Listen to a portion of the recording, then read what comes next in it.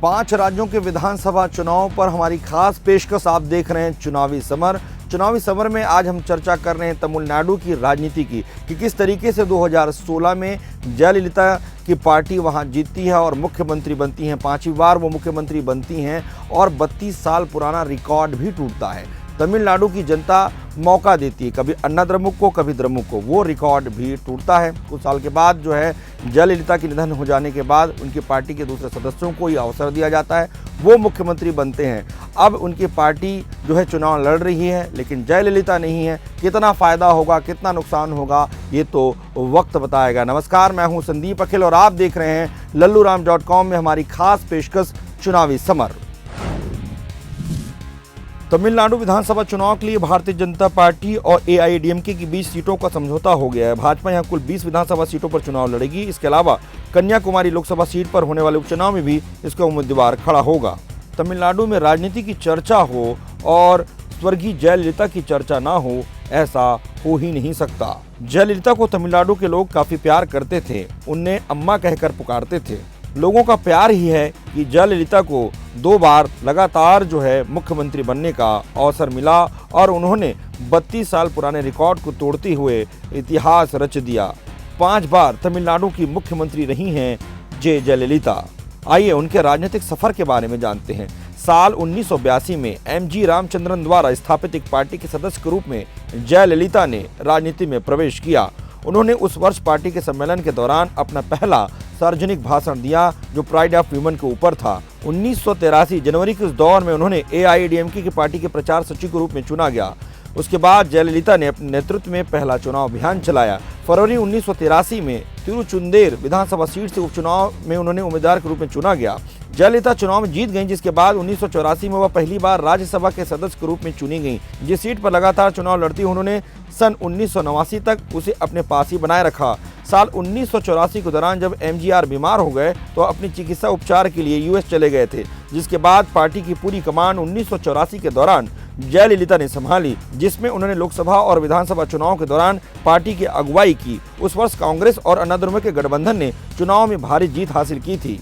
साल 1987 में पुराची थलावी एमजीआर का अचानक निधन हो गया, जिसके बाद अन्ना द्रमुक 2 दलों में विभाजित हो गया। साल 1989 के दौरान जयललिता को तमिलनाडु के बोडी नायककुन्नूर क्षेत्र से चुनाव लड़ने के लिए चुना गया।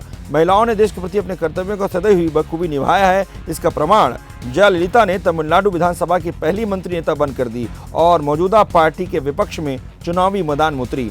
फरवरी 1989 में जयललिता के नेतृत्व में पार्टी के हुए 2 टुकड़ों को जोड़कर फिर से एक कर दिया गया, जिसके बाद जयललिता को एआईएडीएमके पार्टी का महासचिव चुना गया। साल 1989 के आम चुनाव के दौरान पुडुचेरी और तमिलनाडु की लोकसभा में जयललिता के निर्देशन में ऐतिहासिक जीत दर्ज की गई। 1951 में फिर से विधानसभा चुनावों के दौरान जयललिता ने पार्टी को शानदार जीत दिलाई, जिसमें 234 सीटों में से 225 सीटें जीतकर उन्हें इतिहास रच दिया। 14 मई साल 2001 को तमिलनाडु की मुख्यमंत्री सीट जीतकर 21 सितंबर 2001 तक इस पद पर आसीन रहीं। इसके बाद फरवरी 2002 में वह एनडीपी के निर्वाचन क्षेत्र में जीत हासिल करके चुनी गई, जिसके बाद साल 2002 से लेकर साल 2006 तक वो तमिलनाडु के मुख्यमंत्री के पद पर आसीन होकर तमिलनाडु का कार्यभार संभालते रही। साल 2011 में एआईएडीएमके के सहयोगी दलों के साथ मिलकर उन्होंने फिर से 234 सीटों में से 203 सीटें जीतकर अपने नाम कर ली। मात्र अपने दम पर उन्होंने 150 सीटें जीती और अपने दम पर उन्होंने 150 सीटें जीती, जिसकी वजह से 16 मई 2011 को उन्हें चौथी बार तमिलनाडु राज्य में अपना नाम मुख्यमंत्री की लिस्ट में शामिल कराया।